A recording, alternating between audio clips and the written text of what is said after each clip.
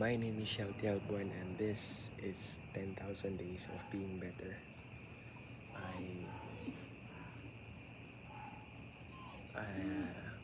It's already the 19th day, but I'm recording for the 18th day and I have no script. I'm really tired. It's the middle of the night and I want to inform you that we talked to a lot of people today, coordinating their time for our project and with other contractors to coordinate their project with our project. Yes.